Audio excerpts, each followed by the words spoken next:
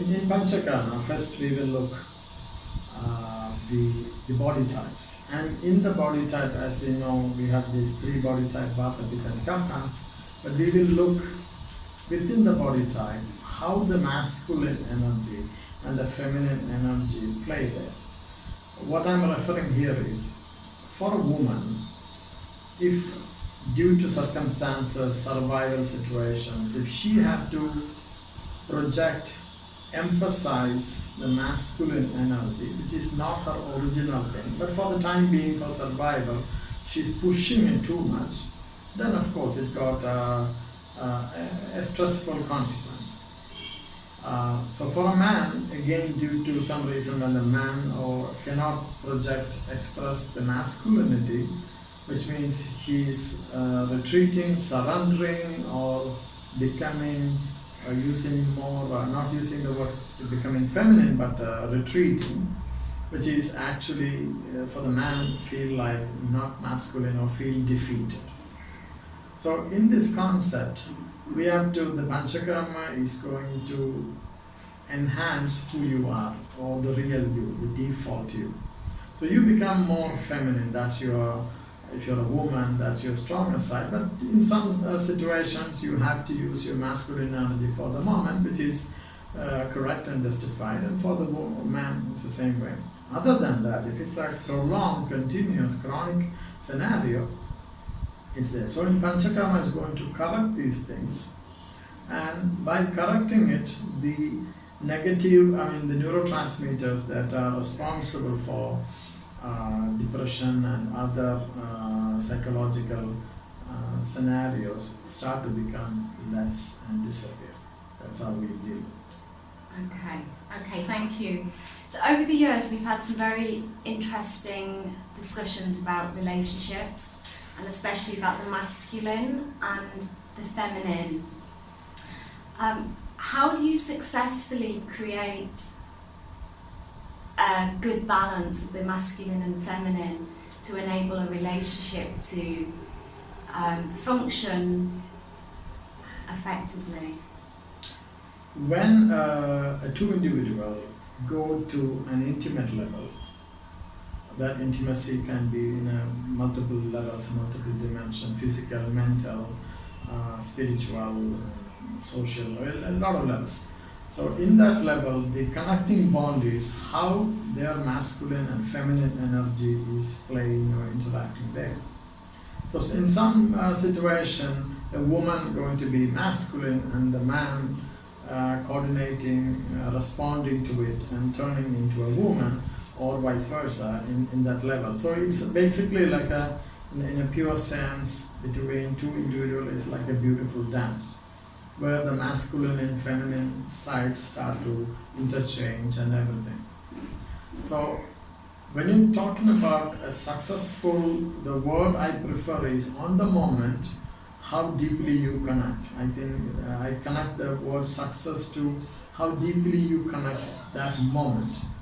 Okay, and another moment is another moment. So success doesn't mean that we are talking about a window and you have to be successful there. For that moment, how deeply you connect and beautifully expressing your masculine and feminine side. To go through that thing, we need to actually remove our certain internal blocks, emotional blocks, or certain social and personal projections regarding masculine and feminine side. So the simple procedure is everything related to touch, or the touch is a main ingredient here, and how a person being touched, again mentally touched and physically touched. That's the one removing all those emotional imprints in them, preventing them from completely expressing their masculine and feminine side at that moment. So a person, in my point of view, to be healthy, should go for regular massages, regularly get touched, hugged, and in that level. So touch is a major delete button to remove all those emotional junk files, preventing that individual to express completely. So Yeah. do get touched as much as possible in every level.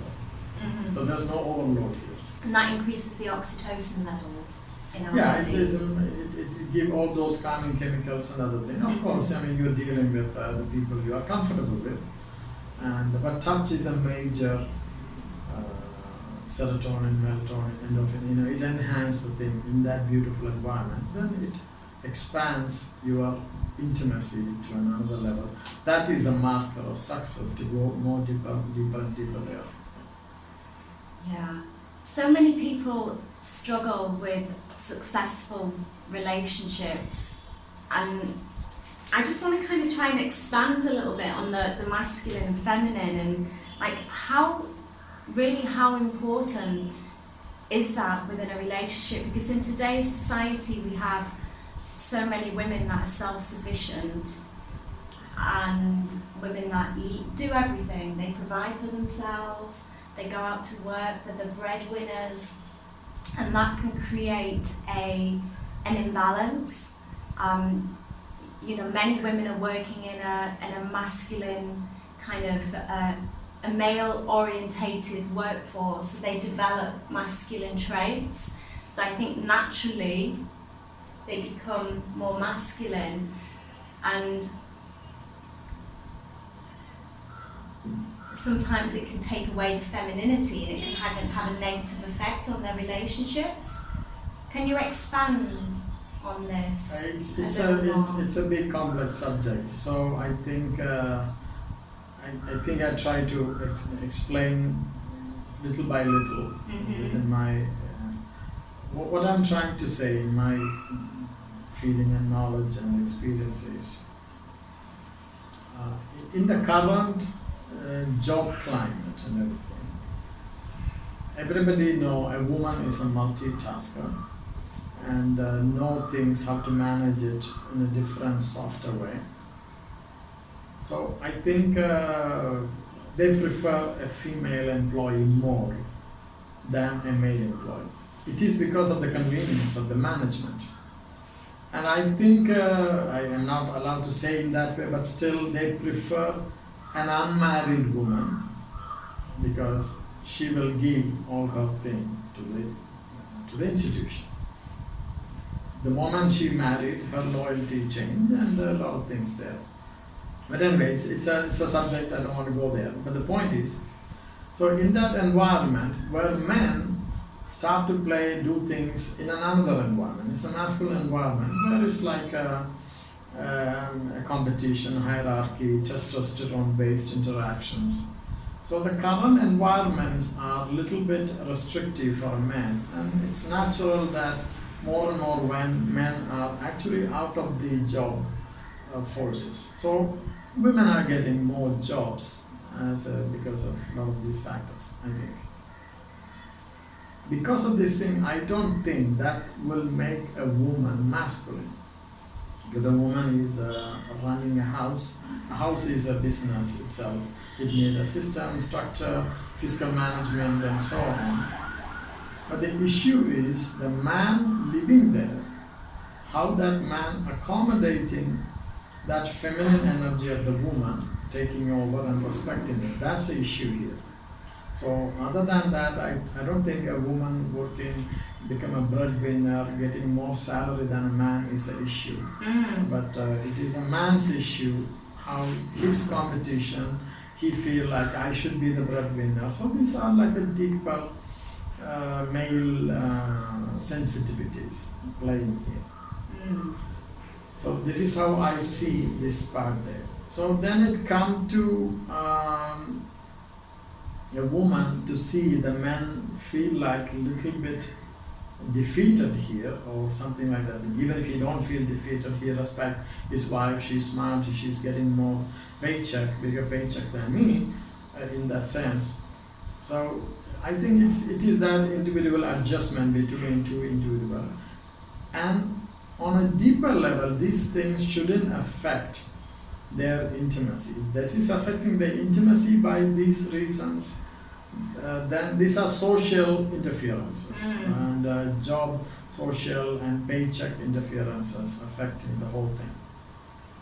But beyond that point, if they can remove that thing as an outside factor, like as two people are working together as a partner, then only the real intimacy part start to develop there.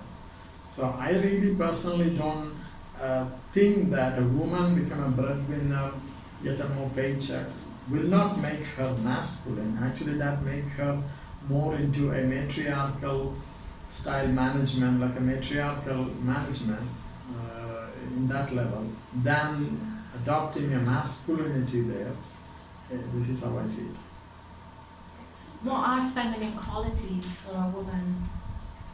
And what are masculine qualities for a man? On a classic primal level, as an anthropological thing, the man bring the bread, the 100 objects to the home, and the women are there in the territory with the kids and everything, because men act like a bodyguard, act like a territorial. That's tradition, but it is still the primal part of the brain. What happened last I don't know, 100,000 years or 200,000 years, maybe more, whatever.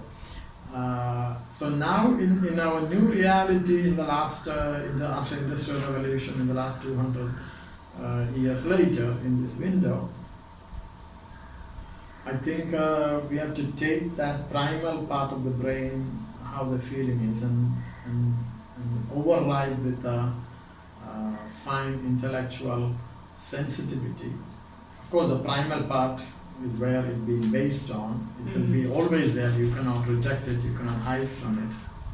So it is. I think personally, how a person between the frontal cortex, which is come with those fine feelings, and the reptilian brain, which is playing with the tribal primal feelings.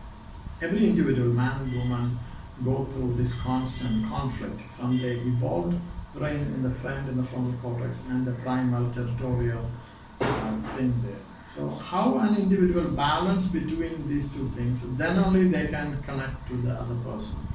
So there's so my answer to that question is, it come to the man, it come to the woman, how they manage their two parts of the brain. One is an evolved brain, civilized, advanced brain, and the other part is a primal brain, tribal brain. And these two brains are in every individual is in conflict. Or you can put it into those some of these movies. They talk about the dark side and the light side, and those kind of things, which is a conflict constantly going on. This is an eternal conflict. So the moment you balance it, then you are comfortable. Then from that platform, you connect emotionally, intimate, in a many level, which you can do. So when two people balance that area and connect together, I think that's a success, come from there. And that's what Panchakarma does. It aims between connecting between the primal and these two parts, and the dark and the light side, because you cannot delete it or one thing or the other, because one was built on the other from our part of our food chain, the dog eating the dog, or the dog eating that's what they call it. It's like a food chain, part of the food chain. So we came through over 2 billion years of evolution with a pretty much violent evolution over the time, developed into the civilized systems.